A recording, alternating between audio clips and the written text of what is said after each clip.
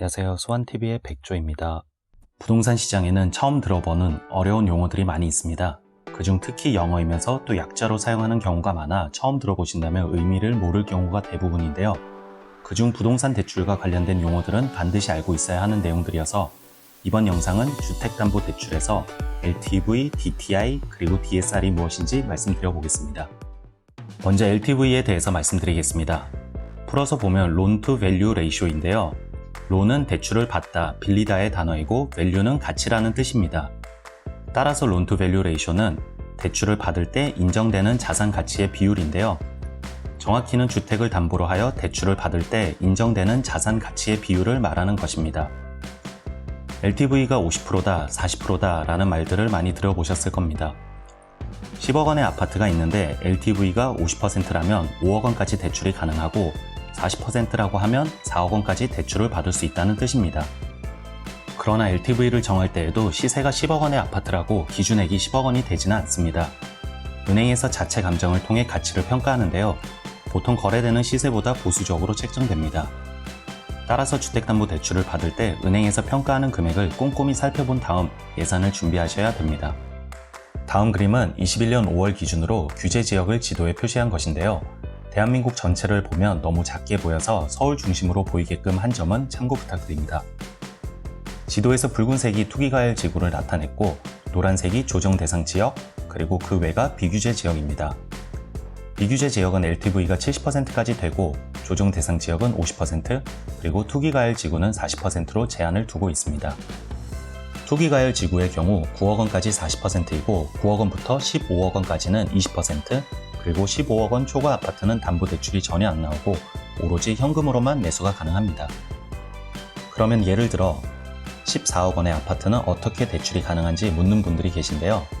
9억 원까지는 40%, 즉 3억 6천만 원, 그리고 9억 원 초과 금액인 5억 원에 대해서는 20%로 1억 원이 나와서 총 4억 6천만 원까지 대출을 받을 수 있는 겁니다. 다음은 DTI입니다.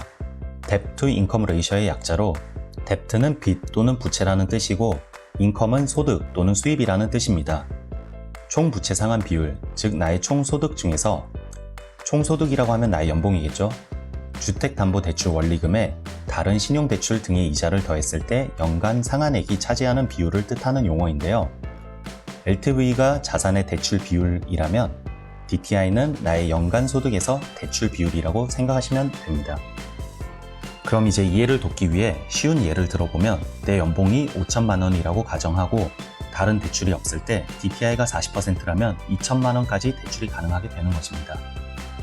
그러면 여기서 2천만 원 대출 받아서 아파트를 어떻게 사지? 라고 생각하실 수 있는데요. DTI는 연간 소득에서 대출 비율이라고 말씀드렸듯이 연간이라는 단어가 나옵니다.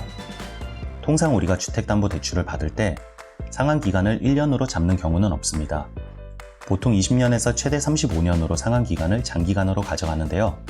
그렇다면 20년짜리 상환한다고 했을 때 나의 연봉이 5천만 원이고 DTI가 40%라면 2천만 원 곱하기 20년은 4억 원, 즉 4억 원까지 대출을 받을 수 있다는 겁니다. 그렇다면 예를 들어 연봉 5천만 원인 사람이 9억 원의 아파트를 구입하려고 합니다. LTV 40% 그리고 DTI도 40%라고 가정하고 20년 원리금 균등 상환 방법으로 대출을 받을 수 있는 금액을 보겠습니다. 연봉 5천만 원의 사람이 DTI 40%에서 20년 상환 기준으로 계산하면 조금 전에 말씀드린 것과 같이 4억 원까지 빌릴 수 있습니다. 그럼 해당 아파트를 사는데 4억 원을 빌릴 수 있을까요? 물론 안 되죠. LTV가 40%밖에 되지 않아서 9억 원에 40%를 적용하면 3억 6천만 원까지만 대출을 받을 수 있습니다. LTV와 DTI를 같이 비교해서 둘 다 만족하는, 즉 낮은 값으로 적용이 된다고 생각하시면 됩니다. 비슷한 다른 예를 한 번 더 들어보겠습니다. 이번에도 연봉이 5천만 원인 사람이 9억 원의 아파트를 구입하려고 합니다. 그러나 해당 지역은 LTV가 50%이고 DTI는 40%라고 가정하고 20년 원리금 균등 상환 방법으로 대출을 받을 수 있는 금액을 보겠습니다. 연봉 5천만 원의 사람이 DTI 40%에서 20년 상환 기준으로 계산하면 4억 원까지 빌릴 수 있습니다.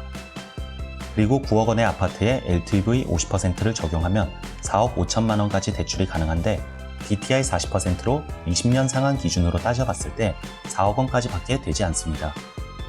이런 경우 상환 기간을 늘리면 됩니다. 만약 25년으로 늘리게 되면 2천만원 곱하기 25년은 5억원까지 가능하므로 LTV, DTI 두 조건 모두 만족하는 4억 5천만원의 대출을 받을 수 있게 됩니다. 이번에는 DSR에 대해서 말씀드리겠습니다. Debt Service Ratio, 총 부채 원리금 상환 비율로 방금 전 말씀드린 DTI는 소득 대비 주택담보대출 원리금에 신용대출 등 다른 대출의 이자를 더한 금융부채로 대출 한도를 계산하는 반면 DSR은 나의 총 소득에서 주택담보대출의 원리금에 신용대출, 자동차 할부, 학자금 대출, 카드론 등 모든 대출의 원금과 이자를 모두 더한 원리금 상환액이 차지하는 비율입니다.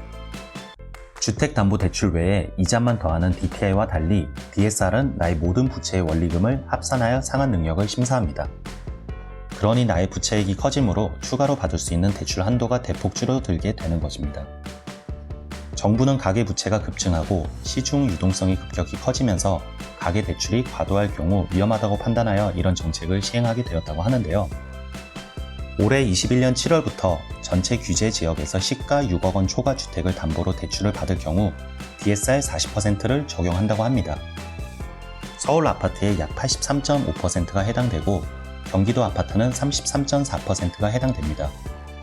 더 나아가 내년 22년 7월부턴 모든 금융권 대출을 합쳐 2억 원을 넘는 대출자에게도 DSR 40% 규제가 적용되고 그로부터 1년 뒤인 2023년 7월부터는 총 대출액이 1억 원을 넘는 대출자로까지 확대된다고 합니다. 이러한 대출 규제가 집값을 안정시킬 수 있을지 혹은 오히려 매수 심리를 더 자극할지 의문이네요. 올해 7월 이후에 주택 구입을 계획하시는 분들은 참고하셔서 자금 계획을 잘 세운 후 준비하셔야 할 것 같다는 말씀으로 금일 영상을 마무리하겠습니다. 오늘 영상이 좋았다면 구독과 좋아요 그리고 알람 설정도 해주시면 감사하겠습니다.